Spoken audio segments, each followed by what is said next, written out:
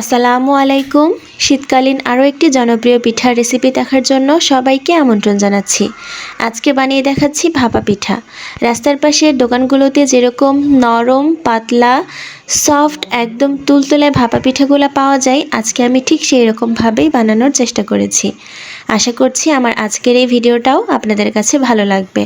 যদি ভালো লেগে যায় ভিডিওতে একটা লাইক দিয়ে চ্যানেলটিকে সাবস্ক্রাইব করে পাশে থাকতে পারেন। ফেসবুক থেকে দেখে থাকলে অবশ্যই পেজটিকে ফলো দিয়ে রাখতে পারেন। তাহলে চলুন দেখে আসি আমি কিভাবে এই পাতলা নরম তুলতুলে পিঠাগুলো বানাচ্ছি। ভাপা পিঠাগুলো বানানোর জন্য সবার আগে প্রয়োজন চালের গুঁড়া। আমি এখানে আতপ চালের গুঁড়া নিয়েছি মেজারমেন্ট কাপের 3 কাপ।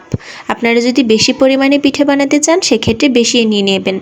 এখানে আমি একটা গ্লাসে 1 কাপের থেকে কিছুটা বেশি কুসুম গরম পানি নিয়েছি এবং 1 চা চামচের মতো লবণ অথবা স্বাদ মতো লবণ দিয়ে পানিটার সাথে মিশিয়ে নিচ্ছি। এখন এই কুসুম গরম পানিটাকে আমি এই চালের গুঁড়াটার সাথে অল্প অল্প করে মেশাতে থাকবো। আমার এই চালের গুঁড়াটা বেশ পুরাতন গুঁড়া, এজন্য আমি এখানে কুসুম গরম থেকে হালকা একটু বেশি গরম পানি নিয়েছি, যেটা হাতে দিলে সহ্য করা যাবে। পানিটাকে আমি অল্প অল্প করে চালের গুঁড়ার সাথে মেশাবো। এখানে একবারে বেশি পরিমাণে পানি দিয়ে দেওয়া যাবে না, তাহলে চালের গুঁড়াটা বেশি নরম হয়ে গেলে সেক্ষেত্রে পিঠা কিন্তু হবে না। ভাপা পিঠা বানানোর জন্য চালের গুঁড়াটাকে খুব ভালো করে ময়ান দিয়ে নিতে হবে। দেখতে পাচ্ছেন আমি হাতের সাথে কিভাবে ডলে ডলে চালের গুঁড়াটাকে মাখিয়ে নিচ্ছি পানি দিয়ে।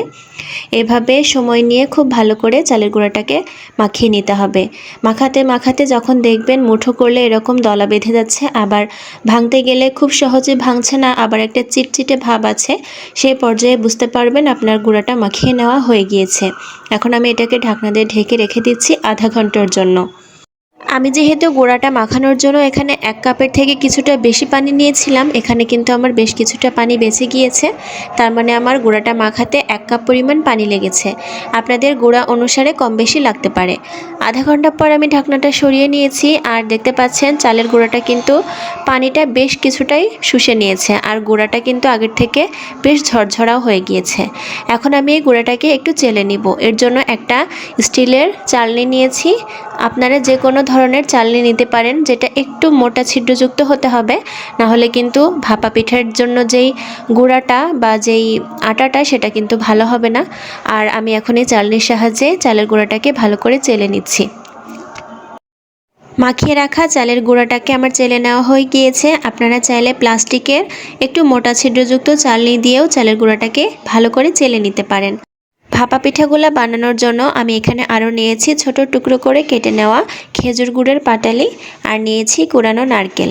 আপনাদের বাসায় যদি নারকেলটা না থাকে সেক্ষেত্রে বাদ দিতে পারেন, তবে নারকেল যদি ভাপা পিঠাতে দেওয়া হয় পিঠার স্বাদ কিন্তু অনেকাংশে বেড়ে যায়।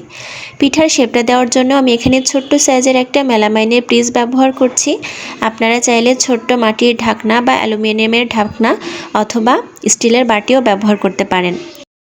ভাপা পিঠাটা যাতে ফ্রিজ থেকে সহজেই উঠে আসে, তাই প্রথমে আমি সামান্য একটি চালের গুঁড়া ফ্রিজে মাখিয়ে নিয়েছিলাম, আর এখন পিঠার শেপটা দিয়ে নিচ্ছি। প্রথমেই আমি আগে থেকে চেলে রাখা সেই চালের গুঁড়াটা দিয়ে নিচ্ছি, আর আমি একটু পাতলা করে গুঁড়াটা ব্যবহার করেছি আর একটু চেপে চেপে সমান করে নিয়েছি। আর এখন এই চালের গুঁড়াটার উপর দিয়ে দিচ্ছি কেটে রাখা সেই পাটালির টুকরাগুলো। আপনারা আপনাদের স্বাদ অনুযায়ী মিষ্টি বা গুড় যেটাই হোক বাড়িয়ে কমিয়ে নেবেন। আমি আমার পছন্দ মতো গুড় দিয়ে নিয়েছি, আর গুড়ের উপর এখন দিয়ে দিচ্ছি সেই কুড়ানো নারকেল এবং গুড়টা আপনারা একসাথে মিশিয়েও পিঠার মধ্যে ব্যবহার করতে পারেন। আমি আলাদা আলাদা করেই দিচ্ছি। আর উপরের দিক থেকে দিয়ে দিচ্ছি আবারও সেই চেলে রাখা চালের গুঁড়াগুলা। আমি যেহেতু আজকে পাতলা করে পিঠা বানাবো, তাই আমি সব কিছুই একটু পাতলা পাতলা করে দেওয়ার চেষ্টা করেছি। আমি আগেই বলেছি আজকে আমি ভাপা পিঠাগুলা বানাবো রাস্তার পাশে দোকানগুলোর মতো পাতলা সফট একদম নরম তুলতুলে। রাস্তার পাশের তৈরি পিঠাগুলো যেহেতু খুবই পাতলা আর সফট হয়, তাই আমি চালের গুঁড়াটা একটু পাতলা পাতলা করেই ব্যবহার করেছি। আর আমার স্বাদ অনুযায়ী আমি নারকেল আর গুড়টা দিয়ে নিয়েছি।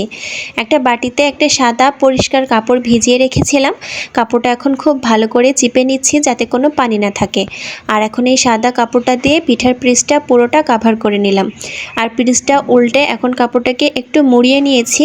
আর এখানে আজকে আমি ব্যবহার করেছি একটা হাতলযুক্ত স্ট্রেইনার বা চালনি, আর এই চালনিটার উপরে আমি আজকে পিঠাগুলা বানিয়ে নিব। পিঠাসহ পিসটা চালের উপর দেওয়ার পর এখন আলতো করে কাপড়টা একটু সরিয়ে নিচ্ছি। দেখতে পাচ্ছেন আমি কিভাবে কাজটা করছি। এবার পিসটার উপর আলতো একটু টোকা দিয়ে এটাকে উঠিয়ে নিব। আর চেষ্টা করবেন এটা চুলায় দেওয়ার আগেই করে নেওয়ার জন্য, তাহলে আপনাদের হাতে গরম পানির কোনো আঁচ লাগবে না আর হাতটাও পুড়ে যাওয়ার কোনো সম্ভাবনা থাকবে না। পিঠার ওপর থেকে পিসটা তুলে নেওয়ার পর আবারও পিঠাটাকে কাপড় দিয়ে আলতো করে ঢেকে নিতে হবে। আজকে আমি ভাতের হাঁড়িতে গ্যাসের চুলায় ভাপা পিঠাগুলো বানাবো, এজন্য চুলায় হাঁড়িতে পরিমাণ মতো পানি গরম করতে দিয়েছিলাম। পানিতে যখন খুব ভালো মতো বলক উঠে আসবে সেই সময় যেটার মধ্যে পিঠাটা রেখেছিলাম সেই হাতলযুক্ত স্ট্রেনারটা ভাতের হাঁড়ির উপরে দিয়ে দিব আর ঢাকনা দিয়ে ঢেকে দিব। ঢাকনাতে যদি কোনো ছিদ্র থাকে অবশ্যই ছিদ্রটা বন্ধ করে দিতে হবে। আর অবশ্যই খেয়াল রাখবেন পানিটা যেন চালনির গায়ে গায়ে না লাগে, তাহলে কিন্তু পিঠাটা ভিজে যাবে আর ভিজে গেলে কিন্তু পিঠাটা পারফেক্ট হবে না। 2 থেকে 2.5 মিনিট মতো পিঠাটাকে সেদ্ধ করে নেবেন আর চেক করে নেবেন পিঠাটা ভালো মতো কুক হয়েছে কিনা।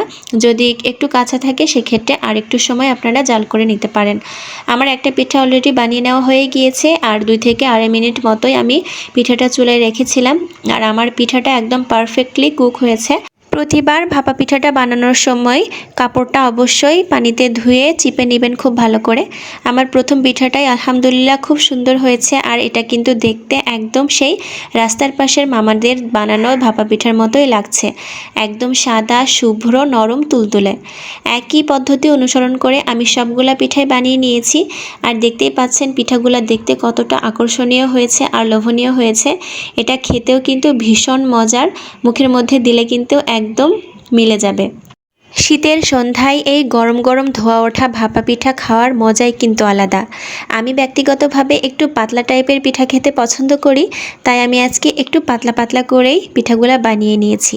একটা পিঠা আপনাদেরকে একটু ভেঙে দেখাই, ভেতরটা কত সুন্দরভাবে কুক হয়ে গিয়েছে।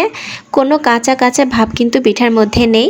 পাতলা নরম তুলতুলা একদম শুভ্র তুলার মতো। এটা মুখে দেওয়ার পর আপনার মুখের মধ্যে একদম পিঠাটা কিন্তু মিশে যাবে। দেখতেই পাচ্ছেন আমার পিঠাটা কতটা আকর্ষণীয় হয়েছে। আশা করি আমার আজকের ভিডিওটা আপনাদের কাছে ভালো লেগেছে। নতুন কোনো ভিডিও নিয়ে আবারও হাজির হয়ে যাব। আল্লাহ হাফেজ।